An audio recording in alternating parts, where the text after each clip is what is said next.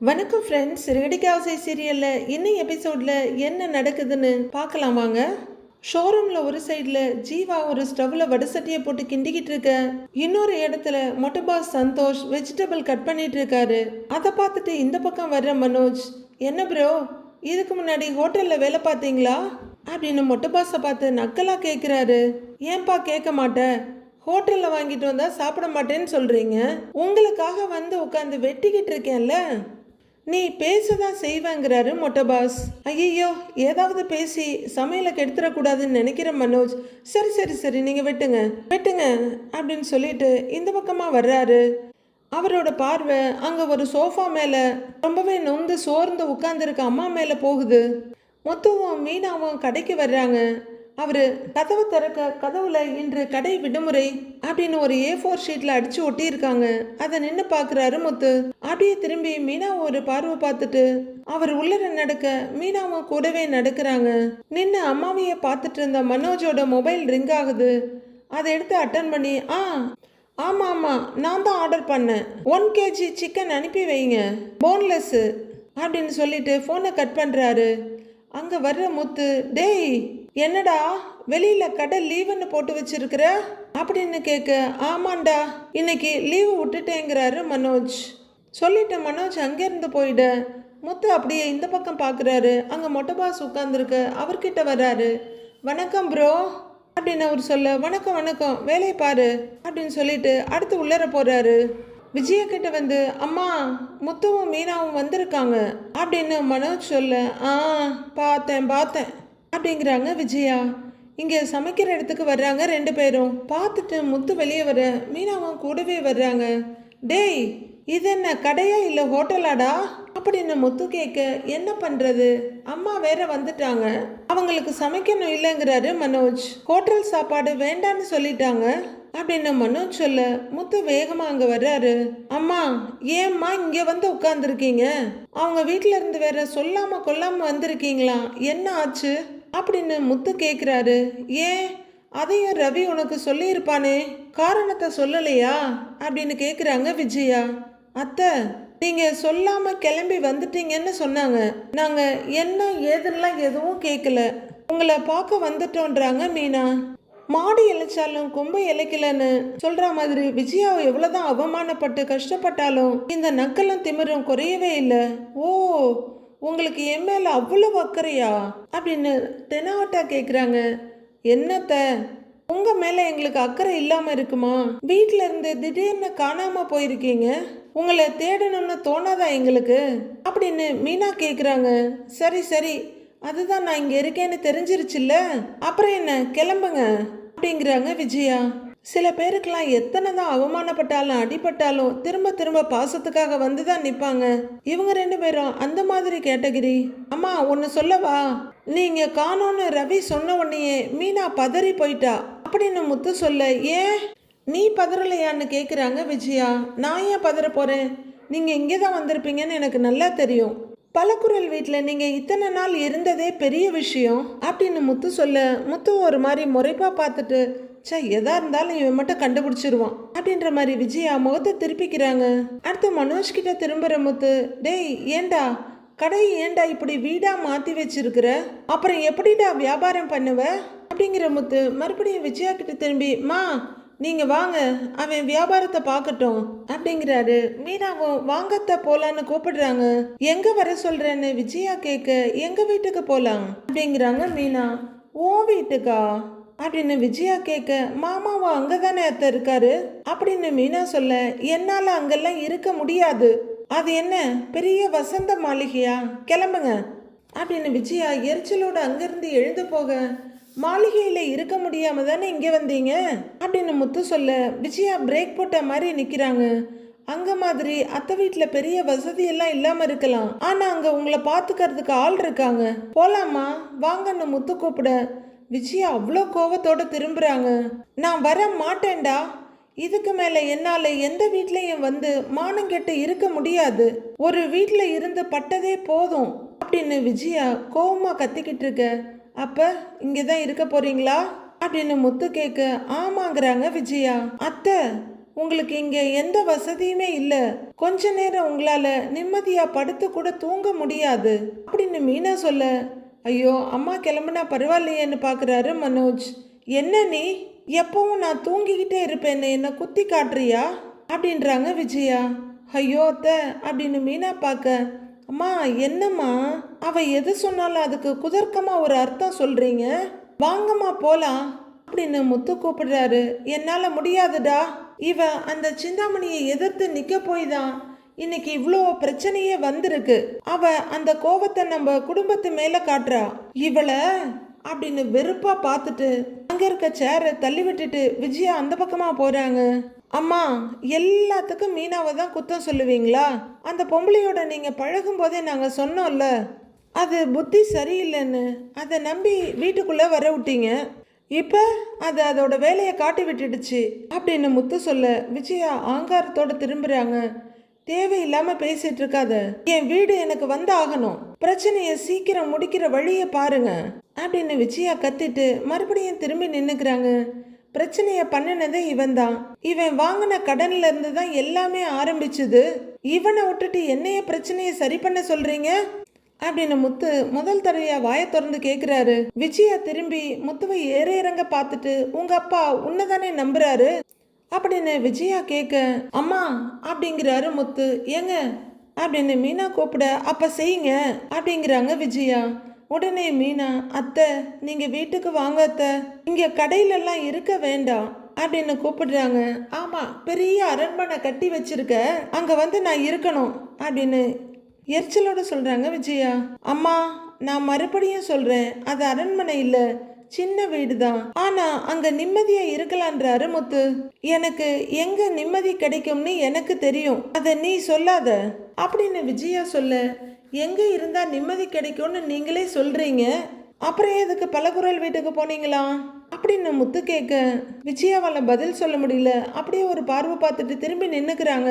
அத்தை பிடிவாதம் பிடிக்க இது நேரம் இல்ல, இங்கேயே நீங்க எப்படி இருக்க முடியும், வியாபாரம் பார்க்குற இடத்துல எவ்வளவு நாள் தங்க முடியும் அத்தை அப்படின்னு மீனா கேட்டுட்டு இருக்காங்க. முத்து, அம்மாவுக்காக ஸ்பெஷலா போன்லெஸ் சிக்கன் சொல்லி இருக்கேன், அது வந்த உடனே சமைக்கணும், நீங்க 2 பேரும் இங்க இருக்கீங்கன்னா சொல்லுங்க, சேர்த்து சமைக்க சொல்றேங்கிறாரு மனோஜ். விஜயா அப்படியே திரும்பி மனோஜை பார்க்க, அட நீயாடா பேசுற, எங்களுக்காக சேர்த்து சமைக்க சொல்றியா அப்படின்னு ஆச்சரியமா முத்து கையை விரிச்சுக்கிட்டு மனோஜை பாக்குறாரு. மீனாவும் சின்ன சிரிப்போட பாத்துக்கிட்டு இருக்க, பாத்தியா மீனா எதுக்கு கடை வச்சிருக்கோன்னே தெரியாம முழு நேர சமையல்காரனாவே மாறிட்டான் அப்படிங்கிற முத்து மனோஜ் கிட்ட திரும்பி, டேய் இங்க என்ன பிரச்சனையை பத்தி பேசிக்கிட்டு இருக்கிறோம், நீ சோத்தை பத்தி மட்டும் பேசிட்டு இருக்கிற, இந்த நேரத்துல உனக்கு சிக்கன் கேக்குதாடா அப்படின்னு முத்து கேக்குறாரு. டேய் எனக்காக இல்லடா அம்மாவுக்காகன்றாரு மனோஜ். ஓ அம்மாவுக்காக தான், அப்ப நீ சாப்பிட மாட்டியா அப்படின்னு கேக்குறாரு முத்து. இதை பார்த்துட்டு இருக்க விஜயா டென்ஷன் ஆகி, டேய் சும்மா வெட்டியா பேசிக்கிட்டு நிக்காதீங்க, நீங்க கிளம்புங்க முதல்ல அப்படின்னு திரும்பிக்கிறாங்க மறுபடியும். சரிம்மா நாங்க கிளம்புறோம், ஆனா மனோஜ் நீ ஏற்கனவே கடனை வாங்கி வச்சுட்டு சுத்திக்கிட்டு இருக்கிற, இப்படியே கடைக்கு தினமும் லீவு விட்டேன்னு வை, வியாபாரம் பிச்சுக்கிட்டு போயிடும் அப்படின்னு முத்து சொல்ல, ஏன்டா அப்படி சொல்றேங்கிறாரு மனோஜ். பின்ன என்னடா, நம்ம வீட்டு பிரச்சனை முடிஞ்சு அதுக்கப்புறமா அம்மா நம்ம வீட்டுக்கு வந்து அதுக்கப்புறம் தானேடா நீ கடையை திறந்து வியாபாரமே பண்ண முடியும், அதுக்கு வருஷ கணக்கு ஆயிடுமே அப்படின்னு முத்து சொல்ல விஜயா ஆன்னு திக்குன்னு திரும்புறாங்க. மனோஜும் கண்கள்ல பயத்தோட அப்படியே விஜயாவை பாக்குறாரு. அது வரைக்கும் நீ தினமும் விதவிதமா சமைச்சு போட வேண்டியதுதான் அப்படின்னு முத்து சொல்ல விஜயாவும் மனோஜும் ஒருத்தர் திருன்னு முழிக்கிறாங்க பார்த்து. மனோஜ் மறுபடியும் முத்து பக்கம் பயத்தோட திரும்ப, ஆமாண்டா அப்படிதான் நடக்கும் அப்படின்ற மாதிரி அவரு அழுத்தமா பாக்குறாரு. 4 பேரும் இப்படியே ஒருத்தர் மாத்தி மாத்தி பார்த்துட்டு இருக்காங்க. மீனா வா, அம்மா ஆசைப்பட்ட மாதிரி கடையிலேயே இருக்கட்டும், எத்தனை நாள் தான் இங்கேயே இருக்காங்கன்னு பாப்போங்கிறாரு முத்து. நான் வேணும்னா கடைசியா ஒரு தடவை பேசி பாக்குறேங்கன்றாங்க மீனா. நீ ஒன்னும் சொல்ல வேண்டாம் மீனா, அவங்க வர்றப்ப வரட்டும், வா போலான்னு சொல்லிட்டு முத்து நடக்கிறாரு. மீனாவும் ஒரு பார்வை பார்த்துட்டு அவரு கூடயே போறாங்க. அதிர்ச்சியில இருக்க மனோஜ் விஜயா கிட்ட வந்து, என்னம்மா வருஷ கணக்குல ஆகும்னு சொல்லிட்டு போறான் அப்படின்னு கேட்க, அவன் ஏதோ சொல்லிட்டு போகட்டும் விடுடாங்கிறாங்க விஜயா. அவன் சொல்றத பார்த்தா எப்ப அவன் நம்ம வீட்டை மீட்பானே தெரியலையேம்மா அப்படின்னு மனோஜ் கேட்க, அதெல்லாம் கரெக்டா செஞ்சிடுவான் நமக்காக இல்லைன்னாலும் உன் அப்பாவுக்காக சீக்கிரமா அந்த பிரச்சனையை முடிப்பான், நீ விடு அப்படின்னு ரொம்பவே அசால்ட்டா சொல்லிட்டு போறாங்க விஜயா. ஆனா மனோஜ் தான் பயத்துல மொழி பிதுங்கி நின்னுட்டு இருக்காரு. முத்துவும் மீனாவும் வீட்டுக்கு வந்துடுறாங்க. முத்து மொபைல் பார்த்துட்டு இருக்காரு. அங்க கபோர்ட்ல இருந்த அண்ணாமலையோட மொபைல் அடிக்குது. வந்து எடுக்கிறாரு. அவர் எடுத்து அட்டன் பண்ணி ஹலோன்னு சொல்ல, சார் கூடுவாஞ்சேரி பக்கத்துல புதுசா ஒரு ஃபிளாட் போட்டிருக்கு, நீங்க வாங்குறீங்களா அப்படின்னு ஒரு ஆள் கூப்பிட்டு கேட்க, அதெல்லாம் ஒண்ணு வேணாம், போனை வைங்க அப்படின்னு டென்ஷனா கத்துறாரு அண்ணாமலை. கையில காஃபியோட வந்த மீனாவோட அம்மா, என்னன்னு கோவமா இருக்கீங்கன்னு கேக்குறாங்க. இடம் வாங்கிக்கங்கன்னு ஒருத்தன் போன் பண்றான், இருக்கிற இடம் போயிருமோன்னு இருக்கிறேன் அப்படின்னு அண்ணாமலை சொல்லிக்கிட்டு கையில காஃபியை வாங்கிக்கிறாரு. கவலைப்படாதீங்கன்னு எல்லாம் சரியாயிடும்ன்றாங்க சந்திரா. அண்ணாமலை அங்க சேர்ல உட்கார, மாப்பிள்ள இதாங்க உங்களுக்கு காஃபி அப்படின்னு கொண்டு போய் இன்னொரு டம்ளரை நீட்ட முத்து வாங்கிக்கிறாரு. அப்போ சத்யாவும் மீனாவும் வீட்டுக்கு வர்றாங்க. கை நிறைய காய்கறிகள் பையோடு வர்றாங்க. அம்மா அப்படின்னு கூப்பிட கிச்சனுக்கு போனவங்க திரும்புறாங்க. இந்தாம்மா நீ கேட்ட காய்கறி எல்லாம் வாங்கிட்டு வந்துட்டோம் அப்படின்னு அவரு நீட்ட அவங்க அம்மா சரின்னு வாங்கிட்டு போறாங்க. மீனா அவங்க கொண்டு வந்த பேக்கு கீழே வைக்கிறாங்க. ஏங்க ஸ்ருதி ஃபோன் பண்ணாங்க அப்படின்னு மீனா சொல்ல, பலக்குரல் என்ன சொன்னுச்சுன்னு கேட்குறாரு முத்து. அத்தையை பேசி திரும்ப அனுப்பி வைங்க, நான் பார்த்துக்கிறேன்னு சொன்னாங்க அப்படின்னு மீனா சொல்ல, அதை கேட்டுக்கிட்டே அண்ணாமலை காஃபியை குடிச்சிட்டு இருக்காரு. அம்மா தான் கோவிச்சுக்கிட்டு வந்துட்டாங்களே, திரும்பலாம் என்ன ஆனாலும் அங்கெல்லாம் போக மாட்டாங்கன்றாரு முத்து. அண்ணாமலையவே 4 பேரை பார்த்துட்டு இருக்காங்க. உள்ளர இருந்து வந்த சந்திரா, மாப்பிள்ள பேசாம சம்மந்தியை இங்கேயே கூட்டிட்டு வந்துருங்களேன்னு கேக்குறாங்க. கூப்பிட்டு பார்த்தோம் அத்தை, அவங்க கேட்டா தானே அப்படிங்கிறாரு முத்து. மாமா விட்டு பேச வைக்கலாங்க, நீங்க பேசுங்க மாமா கிட்ட அப்படிங்கிற மாதிரி மீனா ஜாட காட்டுறாங்க. அவரு காஃபியை குடிக்க மனசு இல்லாம சொட்டு சொட்டா வாய்கிட்ட கொண்டு போயிட்டு வந்துட்டு இருக்காரு. முத்து கொஞ்சம் முன்னாடி வந்து அப்பா அப்படின்னு கூப்பிட நிமிந்து பாக்குறாரு. அம்மா பலகுரல் வீட்டுல இருந்து கிளம்பி வந்து மனோஜ் கடையில இருக்காங்கப்பா அப்படின்னு முத்து சொல்ல, அதான் சொல்லிக்கிட்டு இருந்தியே, அதுக்கு என்ன இப்போங்கிறாரு அண்ணாமலை. இல்லப்பா அவங்க கடையை வீடா மாத்தி அங்கேயே சமைச்சிட்டு இருக்காங்கப்பா அப்படிங்கிறாரு முத்து. அது அவன் கடை, அவன் இஷ்டம் அப்படிங்கிறாரு அண்ணாமலை.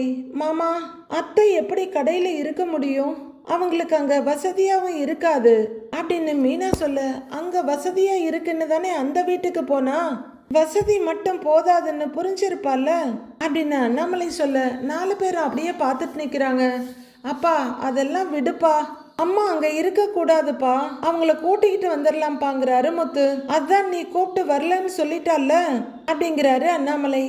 மீனா கொஞ்சம் தயக்கத்தோட, மாமா நீங்க கூப்பிட்டீங்கன்னா அத்தை கண்டிப்பா வருவாங்க அப்படின்னு சொல்ல, காஃபி குடிச்ச வரைக்கும் போதும்னு டம்ளர் கீழே வைக்கிறாரு அண்ணாமலை. ஆமாண்ணே, நீங்க சொன்ன சம்மந்தி அம்மா கண்டிப்பா கேட்பாங்கல்ல அப்படின்னு மீனாவோட அம்மாவும் கொஞ்சம் முன்னாடி வந்து சொல்ல, இப்படி அவ என் பேச்ச கேட்ட லட்சணம் தான் இன்னைக்கு குடும்பம் இந்த மாதிரி பிரிஞ்சு கிடக்கு. என்ன மதிக்கிறவளா இருந்தா ஏன் கையெழுத்த மனோஜ வச்சு போட வச்சிருப்பாளா அப்படின்னு அண்ணாமலை கேட்க, மீனா அப்படியே தரைய பார்த்துட்டு இருக்காங்க. என்னமோ இவங்க தான் தப்பு பண்ண மாதிரி. அண்ணே உங்க கோவம் எனக்கு புரியுதுன்னு, அது ஒரு பக்கம் இருக்கட்டும், அதே நேரத்துல சம்மந்தி அம்மாவை தனியா விடக்கூடாதுல்ல அப்படிங்கிறாங்க மீனாவோட அம்மா. அண்ணாமலை அமைதியா உட்கார்ந்துருக்க, அப்பா நாங்க யார் கூப்பிட்டாலும் அம்மா வரமாட்டாங்கப்பா, அவங்க பிடிவாதம் தான் உனக்கு தெரியும்ல, ஆனா நீ போய் கூப்பிட்டினா அவங்களால மறுக்க முடியாதுப்பா, நிச்சயமா வந்துருவாங்க பண்றாரு முத்து. ப்ளீஸ் நீங்க போய் கூப்பிடுங்கன்ற மாதிரி 4 பேரும் கெஞ்சலா அண்ணாமலைய பார்த்துக்கிட்டு இருக்காங்க. உடனே தியாகி மீனா, அத்தையால கடையில ரொம்ப நாள் இருக்க முடியாது மாமா அப்படின்னு சொல்ல, நிமிந்து பார்க்குற அண்ணாமலை, இதெல்லாம் அவதாமா யோசிக்கணும் அப்படிங்கிறாரு. உடனே மீனா முத்துவை பார்க்க, அப்பா நீ வந்து பேசுப்பா, அம்மாவை போய் கூட்டிட்டு வந்துடலாம் வாப்பான்னு கூப்பிடுறாரு. அண்ணாமலை ஒன்னும் சொல்லாம உட்கார்ந்துருக்க. மீனா ஏக்கத்தோட முத்துவை பாக்குறாங்க. கொஞ்ச நேரம் யோசிச்சுட்டு, இல்லடா அவ அங்கேயே இருக்கட்டும்ங்கிறாரு அண்ணாமலை. என்னப்பா நீ இப்படி சொல்றன்னு முத்து கேட்க, அவளுக்கு எங்க இருந்தா கௌரவம்னு நினைக்கிறாளோ அங்கேயே இருக்கட்டும் விடு, சுருதி வீட்டுல என்ன மரியாதை கிடைச்சிருக்கும்னு எனக்கு நல்லா தெரியும், அப்படி இருந்தும் அவளோட வரட்டு கௌரவம் அவளை விட்டு போக மாட்டேங்குது பாரு அப்படிங்கிறாரு அண்ணாமலை.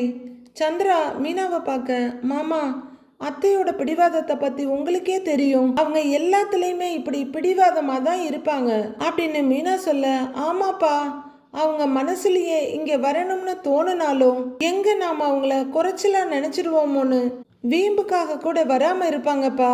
நீ ஒரு வார்த்தை சொன்னா போதும்பா, அவங்க கண்டிப்பா வந்துருவாங்கன்றாரு முத்து.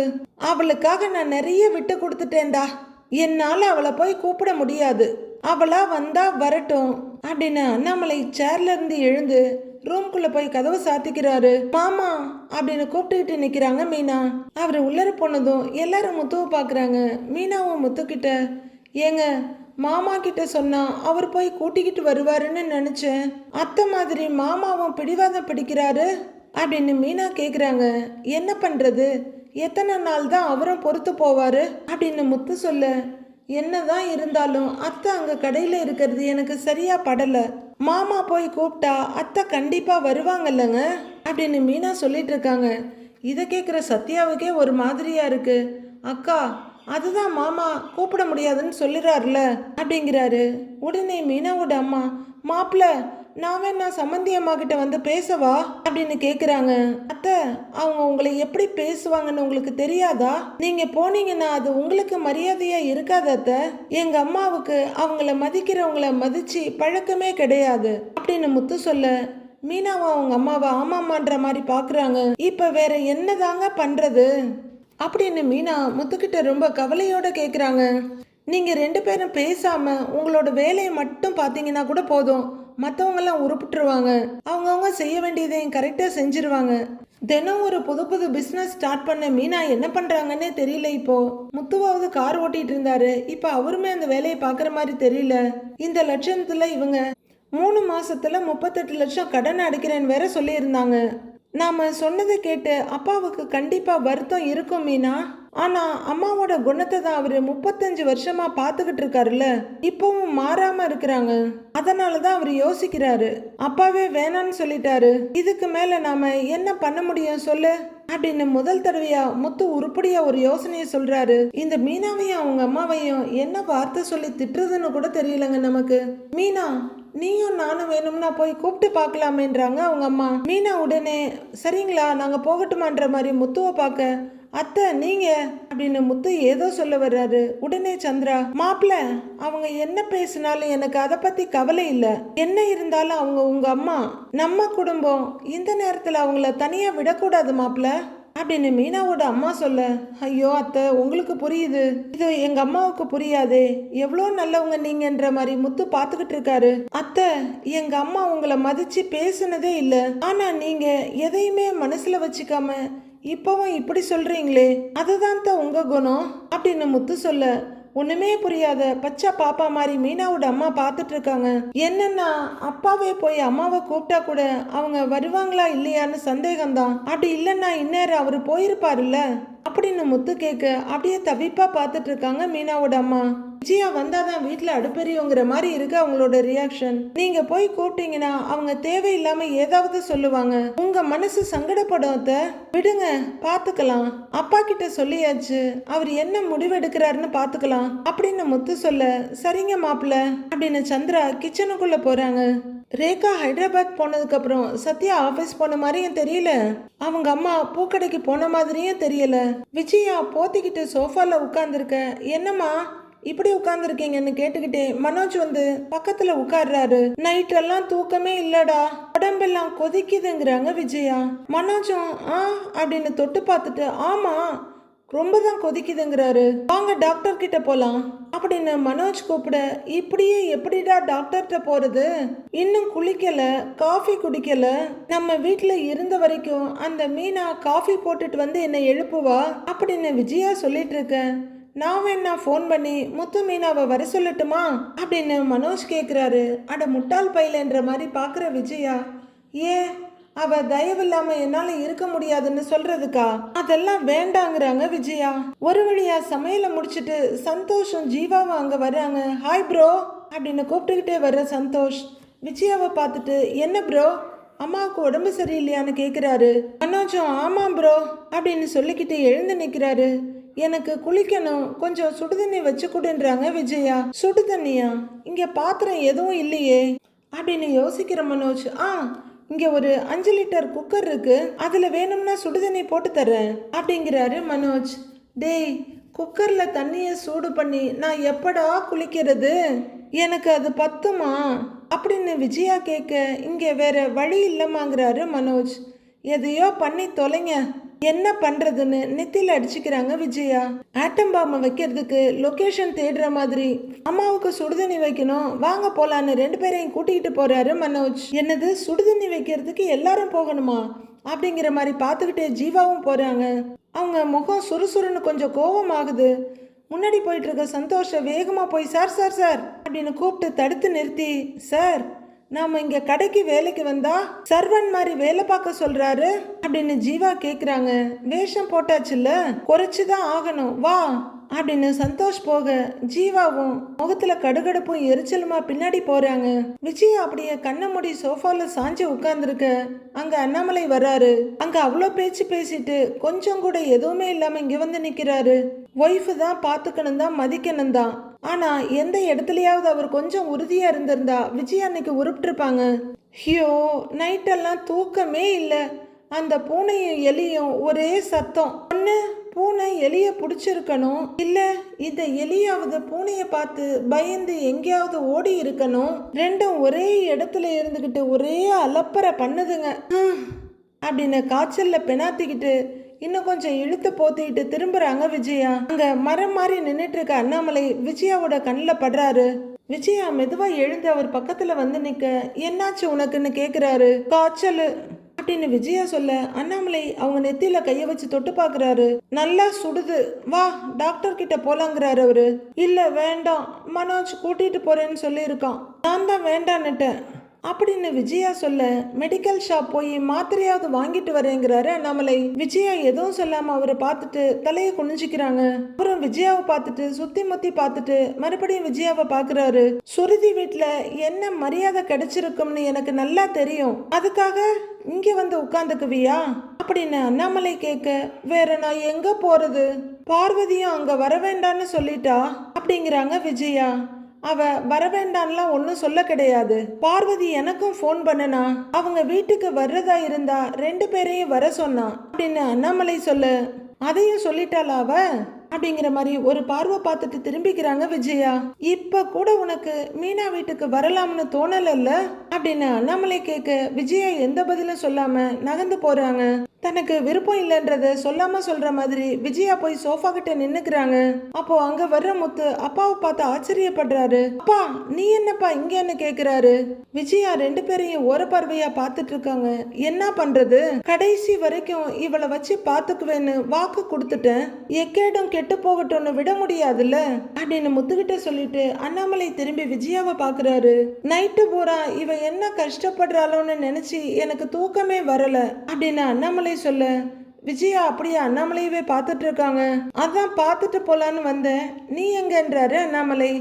நான் அம்மா கிட்ட ஒரு தடவை பேசி கூட்டிட்டு போகலான்னு தான்ப்பா வந்தேன் அப்படிங்கிற முத்து விஜயா பக்கம் திரும்பி, அம்மா இப்படியே குழந்தை மாதிரி அடம் பிடிச்சிக்கிட்டு இருக்காதீங்கம்மா, இங்கேயே கடையிலேயே நீங்க எத்தனை நாள் இருக்க முடியும், லீவு முடிஞ்சதும் கோர்ட்டு திறந்துருவாங்கம்மா, அதுக்கப்புறம் ஸ்டே வாங்கிட்டு நம்ம வீட்டுக்கே போயிடலாம், அது வரைக்கும் மீனா வீட்டுல போய் இருங்களேங்கிறாரு முத்து. விஜயா படக்குன்னு எதுவும் சொல்லாம அப்படியே நின்னுட்டு இருக்காங்க.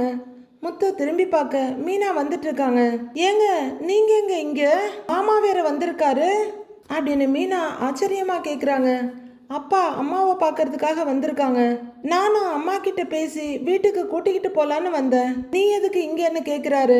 அத்தைக்கு வெளியே காஃபி சாப்பிட்டா ஒத்துக்காதுல்ல, அதான் நானே போட்டு எடுத்துட்டு வந்தேன்றாங்க மீனா. விஜயா ஒரு மாதிரியா பார்த்துக்கிட்டு நிக்க 3 பேரும் அவங்களையே பாக்குறாங்க. மீனா கொண்டு வந்த பர்ஸை அங்க ஒரு டேபிள் மேல வச்சுட்டு காஃபியை வெளியே எடுக்கிறாங்க. பிளாஸ்க திறந்து காஃபியை டம்ளர்ல ஊத்த விஜயா காஃபியவே பார்த்துட்டு இருக்காங்க. இந்தாங்க தன்னு மீனா நீட்ட, எனக்கு வேண்டாம் அப்படின்னு விஜயா சொல்ல, உன்னால மீனா போடுற காஃபி எல்லாம் குடிக்காம இருக்க முடியாது, உனக்காக தானே வீட்டுல இருந்து கொண்டு வந்திருக்கா, வாங்கி குடி அப்படின்னு அண்ணாமலை சொல்ல விஜயா வாங்கிக்கிறாங்க.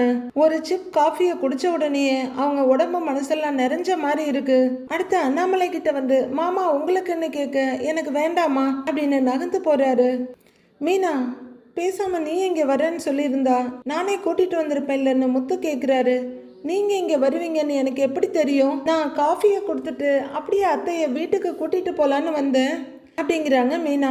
விஜயா எல்லாரையும் மாறி மாறி பார்த்துட்டு இருக்க, அத்தை நீங்க தயவு செஞ்சு வீட்டுக்கு வாங்க, அங்க உங்களுக்கு எந்த பிரச்சனையும் இருக்காது, அதுவும் உங்க வீடு தான் அப்படின்னு மீனா சொல்ல விஜயா ஒரு பார்வை பார்த்துட்டு எதுவும் சொல்லாம காஃபியை குடிக்கிறாங்க. வீடு சின்னதா இருக்குன்னு நினைக்கிறீங்களா? நீங்களும் மாமாவும் வீட்டுல இருங்க, நாங்க மொட்டை மாடியில இருந்துக்கிறோம் அப்படின்னு மீனா சொல்ல அண்ணாமலை இந்த பக்கமும் அந்த பக்கமும் மாறி மாறி பாக்குறாரு. அவங்க திருன்னு முழிச்சிட்டு காஃபியை குடிச்சிட்டு இருக்க, சுடுதண்ணி ரெடி ப்ரோ அப்படின்னு அந்த குக்கரை தூக்க முடியாம தூக்கிட்டு வர்றாரு மொட்டை பாஸ். அம்மா அப்படின்னு மனோஜ் வந்து விஜயாவை கூப்பிட, டேய் என்னடா குக்கர்ல சுடுதண்ணி வச்சிருக்கிற, அரிசி போட்டு சோறு வைக்க போறீங்களான்னு முத்து கேக்குறாரு. பாத்தியாப்பா, கடையில வியாபாரத்தை பார்க்க சொன்னா வீடா மாத்தி வச்சிருக்காங்க அப்படிங்கிறாரு முத்து. அப்போ ஜீவாவும் டவலோட ஓடி வர்றாங்க. இது சோறு வைக்கலப்பா, அம்மா குளிக்கிறதுக்கு சுடுதண்ணிங்கிறாரு மொட்டை பாஸ். ஆண்டி சோப்பு ஷாம்பு எல்லாமே எடுத்து வச்சுட்டேன், இந்தாங்க டவல்னு அவங்க கிட்ட நீட்டுறாங்க ஜீவா. அப்பா இவங்க கடையை ஹோட்டலா மாத்தி வச்சிருக்காங்கப்பா, ஹோம் சர்வீஸ் எல்லாம் நடந்துட்டு இருக்குது அப்படின்னு முத்து கத்துறாரு. ஏய் மனோஜ், உனக்காவது புத்தி வேணாமா? உங்க அம்மா கிட்ட சொல்ல மாட்டியா? அவகிட்ட பேசி வீட்டுக்கு அனுப்பாம இங்கேயே வச்சிருக்கிற அப்படின்னு கேக்குறாரு அண்ணாமலை.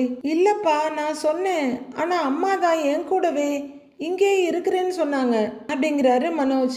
ஏண்டா அதுக்குன்னு அப்படியே விட்டுடுவியாடா? வீட்டில் இருக்க மாதிரி முதல்ல இங்கே இருக்க முடியுமா? 2 நாளா நீயும் கடையை பூட்டி வச்சிருக்கிற, உனக்கு வியாபாரம் பாதிக்கலையான்னு கேட்குறாரு முத்து. அதெல்லாம் நிறையவே பாதிக்குது, எதிர்த்த கடைக்கு நிறையவே கூட்டம் போக ஆரம்பிச்சிருச்சு அப்படிங்கிறாரு மொட்டை பாஸ். ஆர்டர் பண்ண நிறைய கஸ்டமர்ஸ்க்கு பொருளையும் டெலிவரி பண்ண முடியல, ஆர்டரை கேன்சல் பண்ணிட்டு ரீஃபண்ட் கேக்குறாங்கன்றாங்க ஜீவா. ஏண்டா இவ்வளவு பிரச்சனையை வச்சுக்கிட்டு தான் கண்டுக்காம ஜாலியா இருக்கியாடா அப்படின்னு அதிர்ச்சியோட கேக்குறாரு முத்து. இந்த கடைக்காக தானேடா அவ்வளவு கடனை வாங்கி தொலைச்ச அப்படின்னு முத்து கத்த விஜயா அப்படியே குறுகுறுன்னு பாக்குறாங்க. அண்ணாமலை கொஞ்சம் முன்னாடி வந்து, விஜயா வியாபாரம் நடக்கிற இடத்துல நீ ஏன் இங்க வந்து உட்கார்ந்துட்டு இருக்கிற, ஒழுங்கா என்னோட வான்னு கூப்பிடுறாரு. விஜயா அப்படியே முன்னாடி கொஞ்சமா நடந்துகிட்டு இருக்க. அத்தை வீட்டுக்கு போகலாம் வாங்க அத்தை, நாங்க உங்களை நல்லா பாத்துக்குவோம் அப்படின்னு மீனா சொல்ல, என்னை பாத்துக்கிறதுக்கு என் பையன் இருக்கிறான், நான் எங்கேயும் வரமாட்டேன்றாங்க விஜயா. உடனே மனோஜ் பயந்து போய், ஐயோ அம்மா இங்க இருந்தாங்கன்னா ஃபுல்லா அவங்களுக்கு தான் வேலை செய்யணுமே, இங்க இருந்து போனாதான் ஒழுங்கா வேலை நடக்கும், ரோஹிணி இங்க வருவா அப்படின்னு மனோஜ் மைண்ட் வாய்ஸ்லயே புலம்பிக்கிட்டு இருக்காரு. ஏய் அப்படின்னு முத்து கூப்பிட திகச்சு போய் திரும்புறாரு. என்னடா யோசிக்கிற அப்படின்னு கேட்க, ஒன்றும் இல்லை, அம்மா தான் இங்கே இருக்கிறேன்னு சொல்கிறாங்க, நான் எப்படி அவங்கள போன்னு சொல்ல முடியும், அப்புறம் நான் ஏதாவது சொல்லி அவங்க கோச்சுக்குவாங்கன்னு தான் நான் எதுவுமே சொல்லலை அப்படின்னு மனோஜ் சொல்ல விஜயா அப்படியே திக்குன்னு திரும்பி பார்க்குறாங்க. மனோஜ் அதை சாதாரணமாக சொல்லிட்டு, ஐயையோ அம்மா எப்படி எடுத்துக்குவாங்கன்னு தெரியலையே, கோச்சிட்டாங்களா அப்படின்னு பயத்தோட பாக்குறாரு. விஜயா தீயா மனோஜை முறைச்சிட்டு இருக்க அவர் பயந்து நடுங்கி போய் பாக்குறாரு. அப்பாடா, நாளைய ப்ரோமோவில் ஒரு வழியா விஜயாவை இங்க தள்ளிக்கிட்டு வந்துட்டாங்க போல இருக்கு. வந்து சேர்ல உட்காந்துருக்க, சுத்தி எல்லாரும் நின்றுட்டு இருக்காங்க. ஒரு வாரம் எப்படிதான் இங்க இருக்க போறேன்னே தெரியல அப்படின்னு விஜயா சொல்ல, பலகுரல் வீட்டில் நடந்த மாதிரிலாம் இங்கே நடக்காது, டோன்ட் ஒர்ரி மம்மிங்கிறாரு முத்து. நான் பெரிய இங்கிலீஷ்காரி மாதிரி பந்தா பண்றேன்னு முத்து குத்தி காட்டுறான் அப்படின்னு விஜயா கோவமா சொல்றாங்க. முத்து இப்ப இங்கிலீஷ் கத்துக்கிறான் அப்படின்னு அண்ணாமலை சொல்ல, அப்படின்னு விஜயா அதிர்ச்சியா பார்க்க முத்துவும் மீனாவும் ஈன்னு போட்டோவுக்கு போஸ்ட் கொடுக்குற மாதிரி பார்த்துட்டு இருக்காங்க. எஸ் ஆன்ட்டிங்கிறாங்க Meena. Me and my wife going to English கிளாஸ்ங்கிறாரு முத்து. இதை கேட்குற விஜயா அடக்க முடியாம பக்குன்னு சிரிச்சிடுறாங்க. அதை பார்க்குற முத்து மீனா 2 பேர் முகமும் வாடி போயிடுது. இன்னும் 1 வாரத்துக்கு அவங்க இங்கேதான் இருக்க போறாங்கன்னு சொல்லிட்டாங்க. வேற என்னென்ன கூத்தெல்லாம் நடக்க போகுதுன்னு வர எபிசோட்ல பார்க்கலாம் ஃப்ரெண்ட்ஸ்.